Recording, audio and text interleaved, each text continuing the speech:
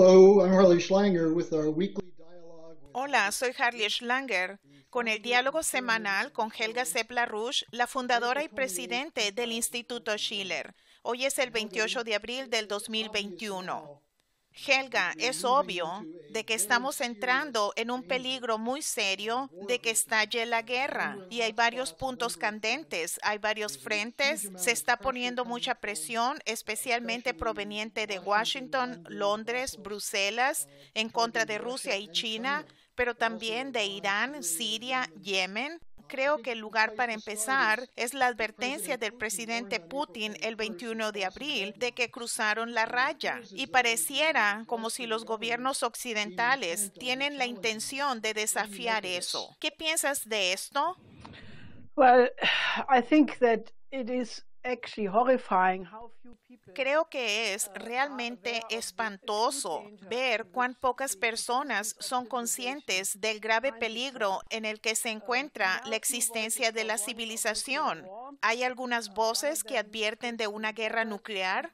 Una de ellas es Tulsi Gabbard, quien hace unas 2 semanas en un programa con Tucker Carlson señaló que si estallara la guerra se convertiría en una guerra nuclear y llegaría al territorio de Estados Unidos. Y básicamente la gente quedaría carbonizada y nadie sobreviviría. Y usó imágenes bastante drásticas. Hubo una advertencia similar de un analista con antecedentes militares, Lyle Goldstein, quien dijo que una guerra nuclear con China podría acabar con la vida en la Tierra. También hay una periodista investigadora llamada Caitlin Johnston, que ha escrito una serie de artículos diciendo que el peligro de guerra nuclear se ha subestimado totalmente. Y solo puedo decir, cuando uno estudia a todo el panorama estratégico de cómo se desarrollan los diferentes escenarios, llegó la hora de despertarse.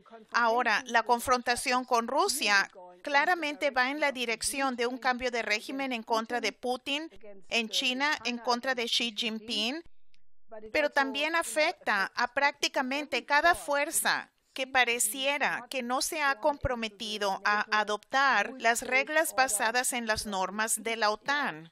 La idea de regresar a un mundo unipolar y cualquier gobierno que sea un obstáculo es eliminado mediante una revolución de color o mediante otros medios. Y ese es el camino a la Tercera Guerra Mundial, porque como dijiste, Putin lo dejó muy claro, que hay una línea roja que es mejor que el occidente no cruce, y si eso sucede, entonces la respuesta será asimétrica, rápida y dura. Él también dijo en ese mismo discurso, en el caso de Bielorrusia, que el intento de golpe y el intento de asesinato en contra del presidente Lukashenko ya ha cruzado esa línea y se ha ido demasiado lejos. Ahora, este último punto es muy impactante. Hay informes que publicó el FSB, que es el Servicio Federal de Seguridad de Rusia, pero también la KGB de Bielorrusia, publicaron informes de que tienen pruebas y conocen al personal involucrado que estaba preparando un golpe militar en contra de Bielorrusia el 9 de mayo, en el próximo desfile para conmemorar el Día de la Victoria. Y había un plan para asesinar a Lukashenko. Tienen a las personas que estaban encargadas de hacer eso. Y eso es muy increíble. Ya habíamos hablado de esto en el pasado, que incluso el ministro del Exterior alemán, Heiko Maas, dijo que habían gastado una gran cantidad de millones para respaldar a la oposición. Ahora, yo no tengo una idea si el gobierno alemán estaba participando en eso, pero lo que mencionaron las fuerzas rusas y bielorrusas es el nombre de otra persona llamada Michael Carpenter, que era un individuo clave en este complot. Michael Carpenter está muy allegado a Biden. Él trabajó en cierta capacidad de asesoramiento durante el gobierno de Obama para Biden.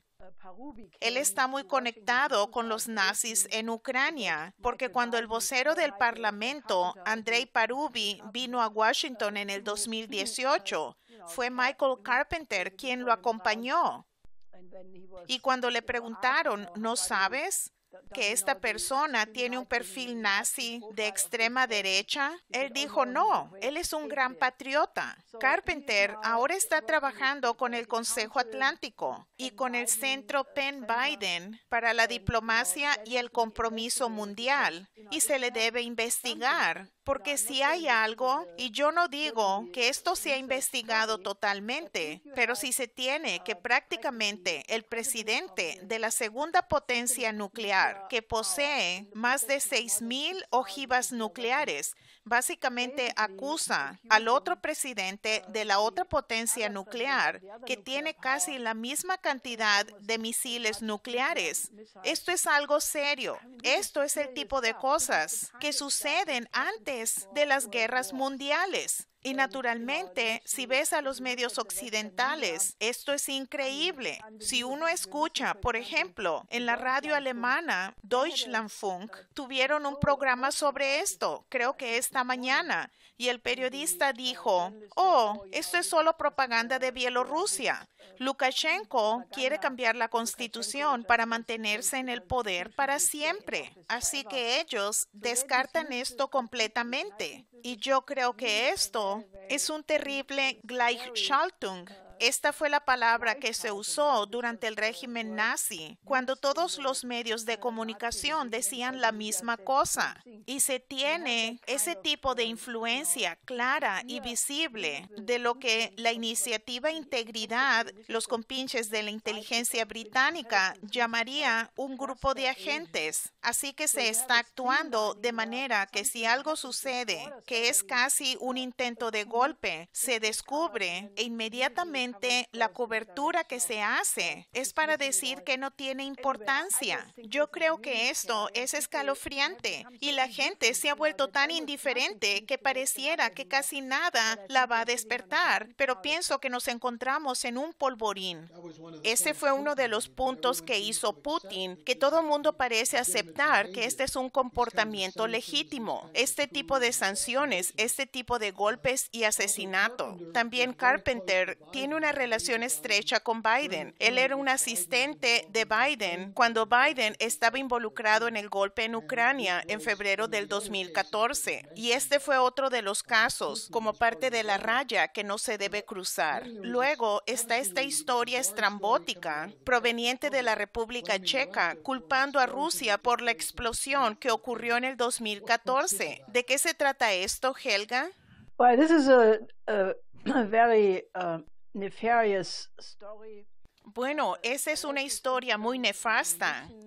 Hubo este incidente, estalló un almacén de municiones y básicamente se dijo que esto pudo haber sido obra de los dos mismos rusos que fueron acusados en el asunto Skripal en el 2018, que la identidad de esos rusos era muy cuestionable en ese entonces. Así que el presidente checo Miloš Zeman denunció eso y dijo que las fuerzas de seguridad checas básicamente habían dicho que absolutamente no había pruebas de que los autores de esto eran rusos. Y luego el presidente del Parlamento checo empezó a decir que Zeman debía ser eliminado por alta traición. Deberían sacarlo de su puesto como presidente. Y aparentemente ya se están recabando firmas para hacer esto. Ahora, María Zakharova, la vocera del Ministerio del Exterior ruso, ella denunció eso, diciendo que eso era muy preocupante. Zakharova dijo que debía haber una investigación sobre qué eran esas minas, por qué se tenía un almacén de municiones en la República Checa que no estaba bajo control de un ciudadano checo, sino el dueño era un comerciante de armas búlgaro. ¿Y por qué había minas antipersona en este almacén si son ilegales? Así que ella planteó una serie de preguntas. Quiero decir, es increíble que un presidente que interviene en una situación que muy rápidamente podría salirse de control, y él dice que no hay bases para decir que los rusos estuvieron involucrados, y luego tratan de deshacerse de este presidente acusándolo de traición. Esto es solo otra pieza de este asunto que luego llevó a que expulsaran a 60 diplomáticos rusos. Así que si miras a toda esta situación en Polonia, Ucrania, la República Checa, Bielorrusia, todos estos son países que pertenecían a la antigua Unión Soviética, pero que prácticamente están en la frontera con Rusia. Y por lo tanto, obviamente, esto es una amenaza de seguridad inmediata. Y si hubiera habido un golpe militar en Bielorrusia, podrían haber tropas de la OTAN en la frontera de Rusia. Y eso es el tipo de línea roja que el presidente Putin estaba mencionando, porque estas cosas no se pueden aceptar, porque no permiten proteger la seguridad del país. Esta es una de las cosas que yo creo que la gente tiene que ver, que esta guerra de palabras permanente, de sanciones, es el tipo de cosas que llevan a las guerras. Y yo creo que la gente también debe despertar al hecho de que los chinos, cuando les preguntaron qué pensaban sobre estas sanciones en contra de Rusia y todas estas actividades, el vocero del Ministerio del Exterior chino dijo que China se pondría del lado de Rusia, porque China se opone a las sanciones unilaterales. Y también hemos visto un acercamiento cada vez mayor entre China y Rusia, lo que expresó la reunión entre Wang Yi y Lavrov el 23 de marzo en Guilin, China, donde ellos hablaron sobre tener una mejor asociación entre estos dos países, lo cual implica una asociación militar.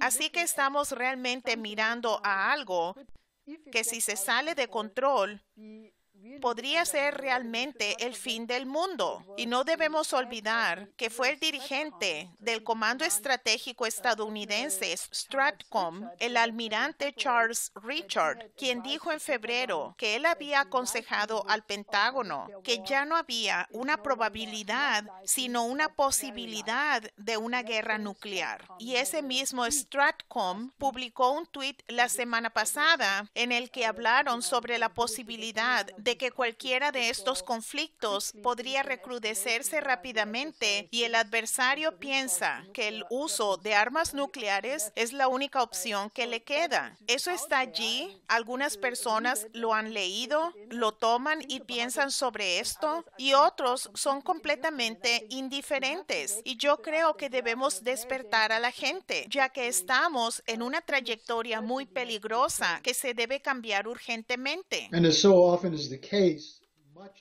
Mucha de la retórica incendiaria y las historias falsas provienen de los canales de la inteligencia británica, incluyendo la semana pasada. Chatham House tuvo un informe pidiendo que Europa hiciera más o se arriesgaba a que Rusia invadiera. Y luego The Economist, el vocero de la City de Londres, dijo que se debía recaudar el costo de cualquier agresión rusa potencial. Estas son las personas que promueven el gran reajuste, el nuevo trato verde de la City de Londres. Me gustaría saber qué piensas sobre lo que está sucediendo en Alemania con esta increíble campaña de relaciones públicas en torno a la nueva candidata verde para canciller, Annalena Baerbock, quien prácticamente es promovida cada día en los principales medios alemanes. I think, apart from the fact I had Bueno, yo creo, aparte del hecho de que tuve muy poco placer de escucharla en una entrevista con Anne Veal el domingo, y ella parece toda una parlanchina. La palabra alemana sería Schnattergans. Ella habla mucho, pero con muy poca sustancia. Pero la dirección de lo que ella hace es realmente peligrosa.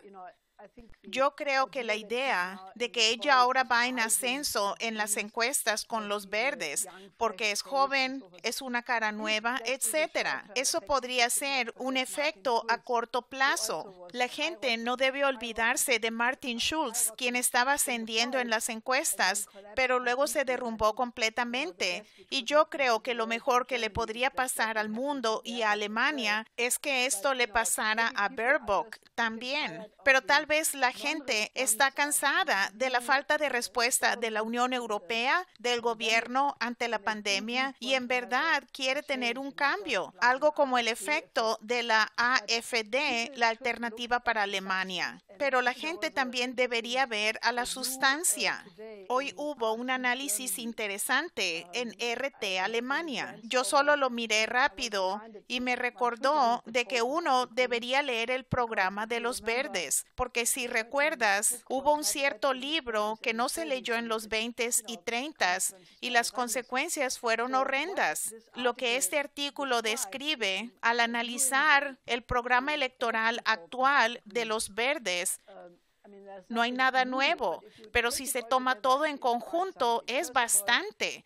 Primero que nada, ella es muy agresiva y los verdes en general en contra de Rusia, contra China, a favor de la OTAN, a favor de Biden, para que haya una integración y una expansión de la Unión Europea, de la idea de hacer un sistema monetario europeo, prácticamente un fondo monetario europeo, y de hacer al euro la principal moneda como el dólar. Así que básicamente sería posible chantajear a la gente con la moneda y así sigue sin parar. Es muy correcto decir que ellos son totalmente intolerantes, alegan que son tan diversos y quién sabe qué.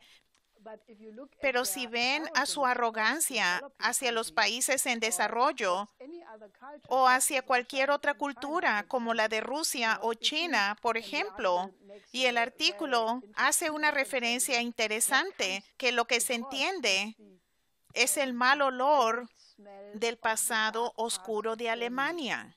Y yo pienso que hay un elemento de verdad en eso. Y solo puedo decir que la gente debería estudiar lo que eso significa. Y si se tuviera ahora un gobierno alemán que fuera negro-verde o verde-negro, lo que sea, en una trayectoria de enfrentamiento con Rusia y China, casi se garantizaría la Tercera Guerra Mundial, porque entonces la dinámica de enfrentamiento que acabamos de discutir antes se aceleraría y no habría nada que la detuviera. Así que solo puedo decir que sería un desastre total para la civilización y la gente debería reflexionar sobre esto, porque lo que significa en términos de implementar políticas que significan, ya saben, como el gran reajuste. Ese es el ambiente en el que tal candidatura se está promoviendo. Eso ya significa que si se implementa, representaría que no habría desarrollo para los países en desarrollo. Representaría el aumento de la brecha entre los países ricos y pobres. Sería tan grande que tendría el genocidio como consecuencia.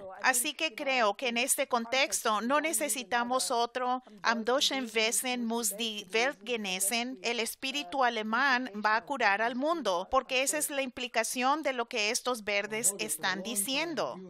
Helga, durante mucho tiempo has luchado para que la gente reconozca que la llamada Revolución Verde es una reducción de la población cada vez mayor. Y eso es totalmente coherente con el nuevo trato verde, ¿verdad? Yes, because, if you give all the power to Sí, porque si se le da todo el poder a los grandes bancos y a las grandes corporaciones multinacionales, a las grandes compañías de seguros, a los bancos centrales, quiero decir, esta es la sinarquía. Esta es la idea que no se discute mucho ahora, pero hace algunos años hicimos un estudio sobre el papel de la sinarquía en los 20s y 30s en la creación de gobiernos fascistas. Y en Francia hay muchos libros que se han escrito sobre la sinarquía, a diferencia de Alemania. No tengo idea de por qué, pero si quieres investigar sobre la sinarquía, debes ir a Francia, donde describen en gran detalle que los sinarquistas crearon para sí mismos una carta al principio de los 30, donde ellos dicen que es en el interés del sector financiero asegurarse de que ningún político jamás tendrá una posición de poder que no actúe en el interés de los bancos, y que lo que debería evitarse por todos los medios son los políticos que lleguen al poder que defienden al bien común, especialmente en tiempos de crisis. Ahora, si ven a la configuración actual, Baerbock dice, no importa que no tenga ninguna experiencia en el gobierno, están todos esos nuevos líderes jóvenes como en Nueva Zelanda, no sé cuáles otros países ella mencionó, pero también es un esfuerzo, como el viejo método de los jesuitas en el siglo XVII, donde seleccionan a aquellos que ellos piensan son jóvenes talentosos, gente que va a seguir la corriente, y se les prepara desde jóvenes para estar en el liderazgo. Y simplemente para asegurarse que nadie alguna vez llegue a una posición que no sea proponente del dogma neoliberal. Y yo creo que eso es exactamente lo que vemos ahora mismo con Baerbock. Así que creo que este es un viejo truco sinarquista. Y solo para mencionarlo, en el Welt am Sonntag, en la edición del domingo de Die Welt, el domingo pasado hubo un artículo muy interesante donde describían en gran detalle cómo las grandes fundaciones son financiadas. La publicación de análisis ecologistas. El gobierno alemán está involucrado en parte y son todas las organizaciones ecologistas. Mercator Climate Foundation, Rockefeller Foundation, Agora Energiewende, Bund, NABU. Todas estas son entidades conocidas y reciben millones de dólares o euros en este caso, y esta es la gente que elabora la disque opinión pública, que es idéntica a la de los intereses financieros, que serían los únicos que se benefician de una gran inversión. Ellos están hablando de 600 billones de dólares en los próximos 10 años que se va a invertir en las tecnologías verdes a costa de cualquier cosa que tenga que ver con los combustibles fósiles o la energía nuclear. Y no se puede ir a tales densidades del flujo energético sin que haya un derrumbe del nivel de población que puede mantenerse. Y eso significaría de seguro que no habría desarrollo para los países en desarrollo. Y ahora hay cada vez más voces que reconocen esto, tal como el ministro de Energía de India, Raj Kumar Singh, que acaba de decir que en África 800 millones de personas no tienen electricidad y la necesitan urgentemente, y se les negaría eso si se adopta este gran reajuste. Otras voces, como el Global Times, que publicó un editorial muy duro diciendo que si se hace eso, va a significar que la brecha entre los ricos y los pobres será permanente e incluso la va a ahondar. Así que esperamos que más gente despierte. Ahora, este artículo que mencioné en el Welt am Sonntag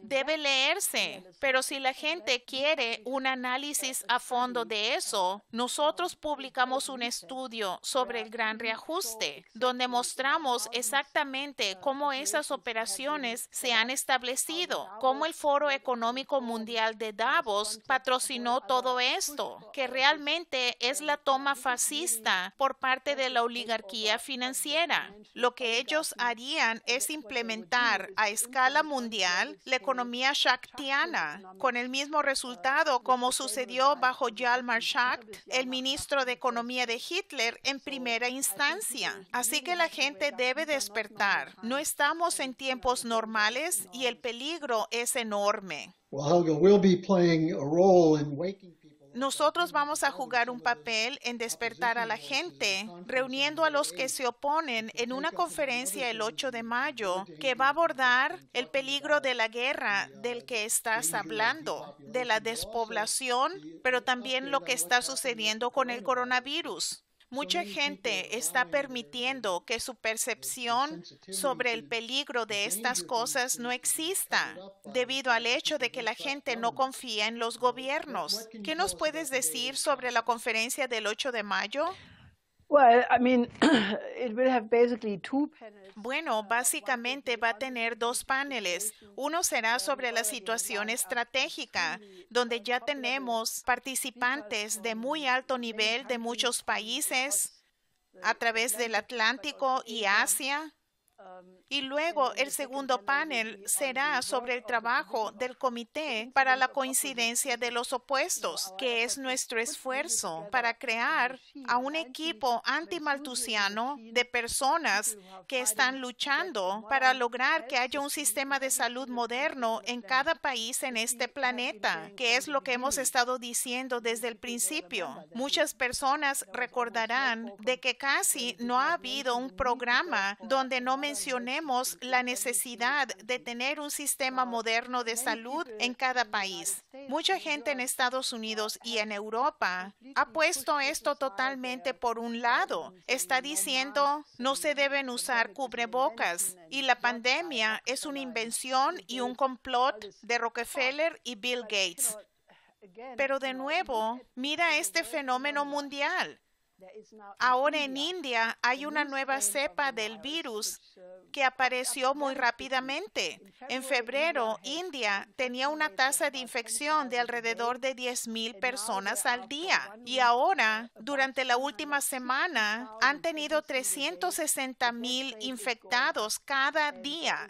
La tasa de mortandad está aumentando. Y se sospecha que la tasa actual de personas infectadas será solo el 5% de lo que realmente está sucediendo y está propagándose de las ciudades a la zona rural y el sistema de salud ha quedado completamente abrumado. Así que el embajador italiano a India hoy dio la alarma haciendo un llamado a todo el mundo diciendo, India necesita urgentemente la asistencia de todo el mundo porque la situación está fuera de control. Ahora, eso está además de la situación que está fuera de control en Brasil, donde dijimos desde el principio que la pandemia solo puede derrotarse si se derrota en cada país, porque de lo contrario se desarrollan nuevas cepas y estas golpean y el peligro es que en un cierto punto podría hacer que las vacunas existentes no sean efectivas.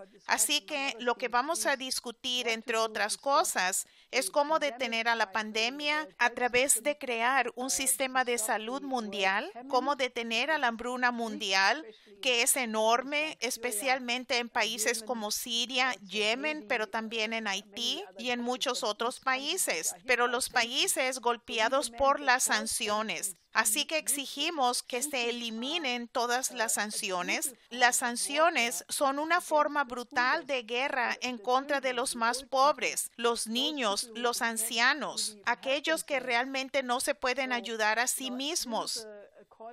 Así que ese es un llamado para actuar, para cambiar toda la situación y hacer que más gente comprenda que necesitamos cambiar la política porque nos dirigimos a un desastre y la gente tiene que entender y tiene que actuar y actuar rápido con nosotros.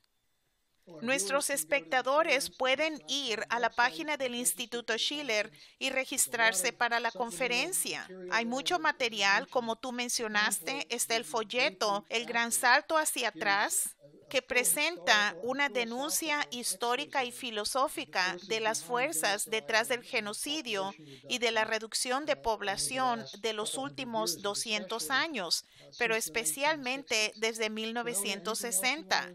¿Hay algo más que quisieras enfatizar? Yes, to end with Sí, para acabar con una nota más positiva, le quiero pedir a todos que miren el hermoso concierto que hizo el coro del Instituto Schiller de la ciudad de Nueva York el domingo 25 de abril. Cantaron espirituales hermosos, canciones increíblemente hermosas, y la presentación del credo de la Misa Solemnis de Beethoven y el Ave Verum Corpus de Mozart.